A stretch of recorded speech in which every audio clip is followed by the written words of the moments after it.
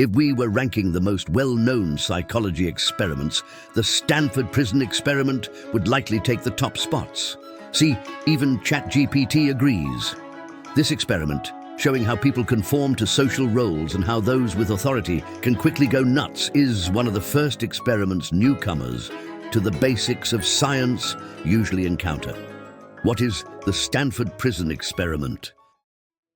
Philip Zimbardo, a social psychologist, decided to conduct an experiment in 1971 to explore how people react to social roles. For the experiment, he constructed a fake prison in the basement of Stanford University's psychology department, measuring 35 meters. Advertising the experiment in a newspaper, Zimbardo selected 24 male students and randomly divided them into two groups, half as guards and the other half as prisoners. The participants were informed in advance that it would be a 2-week experiment simulating a prison, and each would be paid $15 per day, equivalent to approximately $110 in today's currency. The role of the prisoners was to obey the orders of the guards throughout the experiment. The guards were taught how to assert their authority over the prisoners without resorting to violence, but to act sternly. For example, those in the role of guards could create a sense of boredom and, to some extent, fear among the prisoners. The aim was to make the prisoners feel completely controlled by the system, with no personal lives left, stripping them of their individuality. For instance, the prisoners would not be addressed by their names. Instead, they would be referred to by random numbers assigned to them and imprinted on their clothes. Zimbardo explained to the guards that this treatment would ultimately result in the prisoners feeling powerless. After this pre-information, the guards were dressed like real prison guards and given wooden batons. The prisoners, dressed uncomfortably like real prisoners, with chains on their wrists, were prohibited from making eye contact with the guards by being given mirrored sunglasses. The process of bringing the prisoners into the experiment was also quite theatrical. Paid Palo Alto police officers arrested 12 participants in front of their homes, accusing them of armed robbery, and forcibly brought them to the experiment site. The participants underwent all the arrest procedures like a real murder case. Fingerprints were taken, and mugshots were captured at the police station. After these procedures, they were transferred to the fake prison in a real prisoner transport vehicle. Imagine yourself in the shoes of the participants of this experiment for a moment. Chilling, isn't it? It would seem like the beginning of a terrifying Hollywood movie, and the results wouldn't be much different from a horror film later adapted to the screen. How did the Stanford Prison Experiment go out of control? In each cramped cell in the prison, 3 prisoners were staying. The prisoners had access to a small prison yard. On the other hand, the guards' area was quite spacious and comfortable. The guards worked in shifts of 8 hours in groups of 3. After their shifts, they could go home. The prisoners, on the other hand, had to stay within the artificial prison boundaries at all times.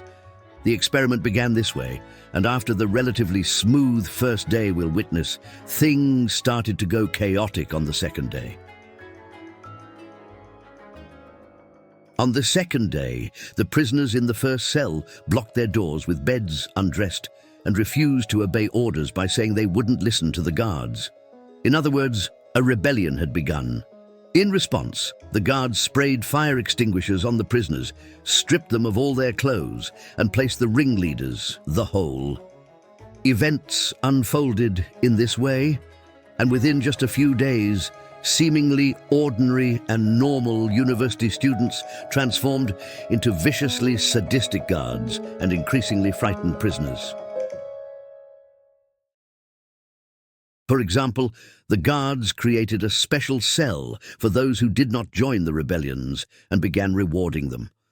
Similarly, they forced the rebellious prisoners to sleep on metal beds by taking away their bed sheets and pillows. Although against the rules, they started using violence to the prisoners, first discreetly, then openly. For instance, even those who refused to eat their meals were sent to the hole. Guards began to make random decisions and forcing prisoners to do push-ups. They prevented them from using the toilets. The guards tried to do everything to humiliate the prisoners. Under all this pressure, the prisoners gradually developed troubled mental states, and the first major twist occurred just 36 hours after the experiment began. Prisoner number 8612 started exhibiting what Zimbardo described as crazy behaviors.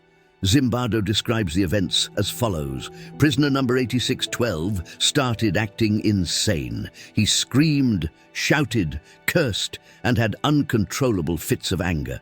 It took us quite some time to acknowledge that he was truly in this psychological state. And finally, we decided to release him. In an interesting turn, as he was being escorted out of the experiment area, other prisoners mocked and insulted him. Why was the Stanford Prison Experiment terminated? On the 5th day, prisoners were allowed to meet with their families. However, just like in a prison environment, these visits were extremely limited and closely monitored by the guards. The prisoners had to wait for hours to see their loved ones and could only spend 10 minutes with them. Families were shocked at the state their children had fallen into in just 5 days, and some parents mentioned contacting their lawyers. On the same day, Zimbardo's colleagues, Gordon Bauer and Christina Maslek, also visited the experiment site. They couldn't believe what they saw. The guards compelled the prisoners to cover their heads with bags and sit in that manner.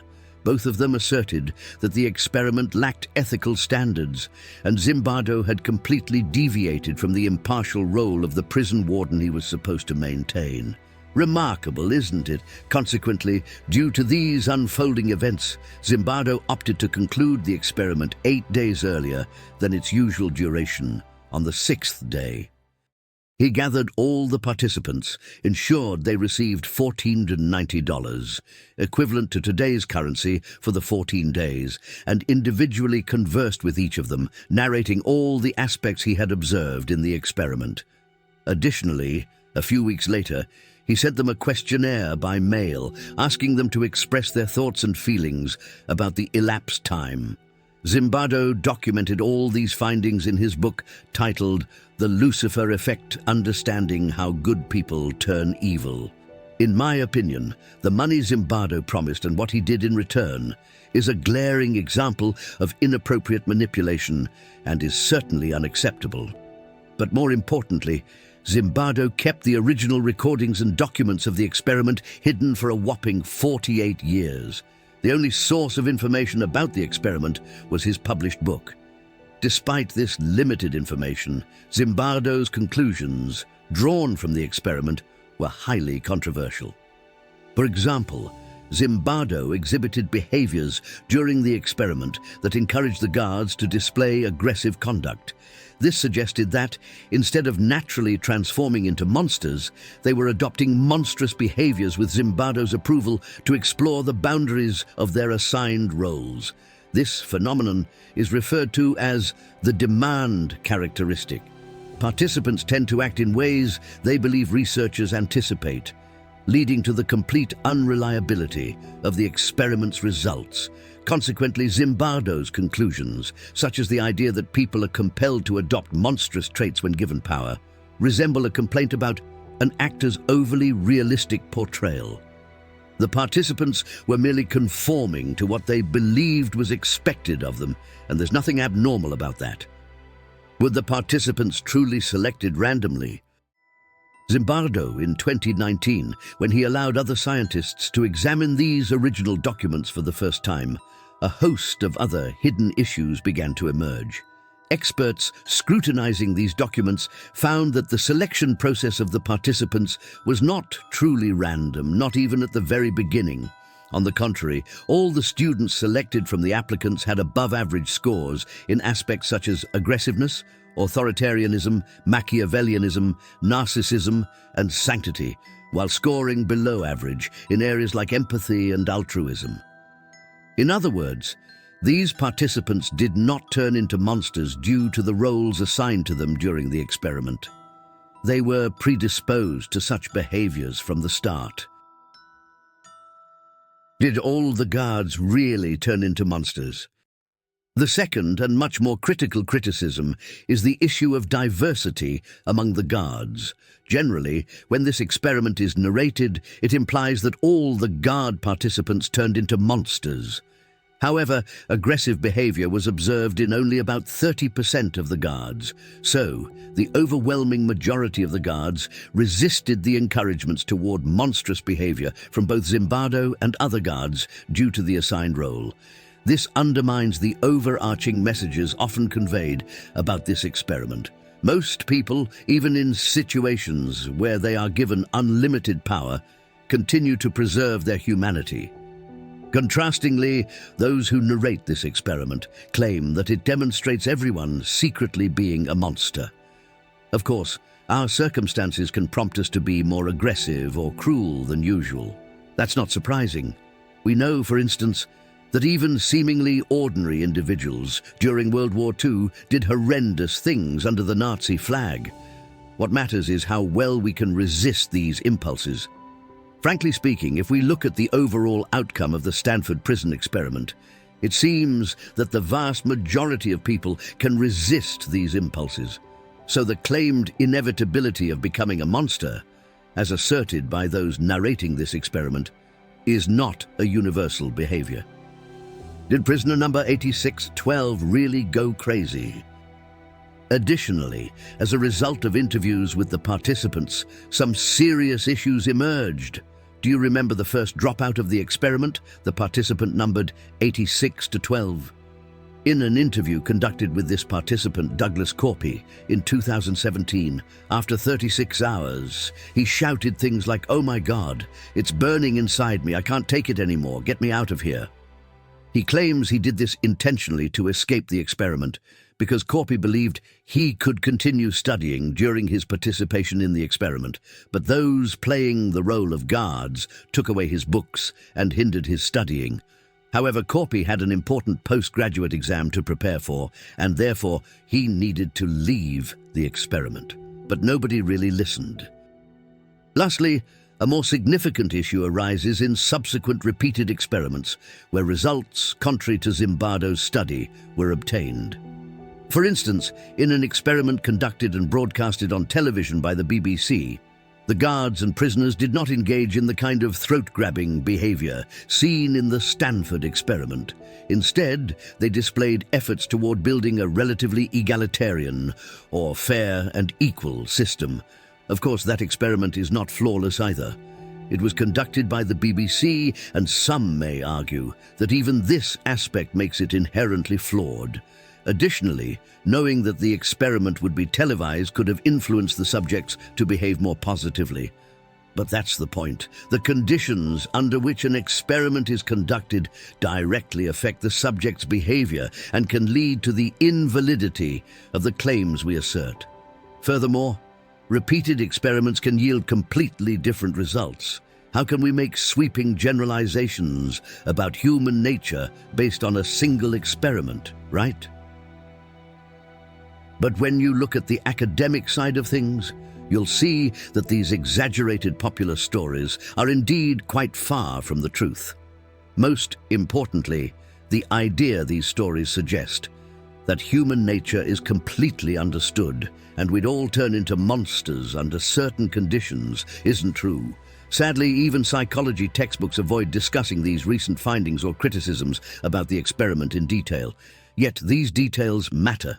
Because one of the riskiest trends I've noticed lately is trying to explain away difficult situations by saying they're an inevitable result of human nature. If you buy into that, you might start believing you can hardly impact the outcome of anything and end up stuck in one of the worst and most useless forms of determinism. So, when talking about experiments claiming to unveil human nature, it's crucial to highlight their limitations and potential mistakes. I hope this video has managed to do that to some extent. Thank you for your valuable time. Video is actually over, but I had some things in my mind that I wanted to say, so if you are not interested, you can close the video. First of all, this is the first video I have ever made in this journey, so if I had made any mistakes in language usage, I apologize. To understand what would you like to learn, Or how would you like to learn? Should be more funny or more professional? Which topic are you interested? What would you like to see in this channel?